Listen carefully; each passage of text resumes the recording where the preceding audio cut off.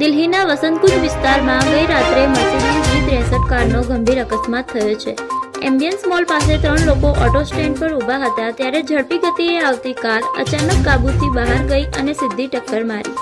અકસ્માત એટલો ગંભીર હતો કે એક વ્યક્તિનું ઘટના સ્થળે જ મોત થયું જ્યારે 2 લોકોને ગંભીર ઈજા પહોંચી છે। પોલીસ મુજબ રસ્તા પર ડાયવર્ઝન હતું અને એના કારણે ડ્રાઈવરનું સ્ટીયરિંગ અને કાર પરનું કાબુ છૂટી ગયું। કારનો ડ્રાઈવર શિવમ હાલ પોલીસ દ્વારા ડિટેઇન કરવામાં આવ્યો છે। માહિતી મુજબ તે લગ્ન સમારંભ પરથી ઘરે પરત ફરી રહ્યો હતો। પોલીસ સીસીટીવી ફૂટેજ ચેક કરી રહી છે અને આગળની તપાસ ચાલુ છે। આ અકસ્માતે ફરી સાબિત કર્યું કે ઝડપી ડ્રાઇવિંગ અને બેદરકારી જીવન લઈ શકે છે। વધુ અપડેટ માટે જોડાયેલા રહો અમદાવાદ પોસ્ટ સાથે। સમાચાર પૂરા થઈ શકે છે, હકીકત નહીં।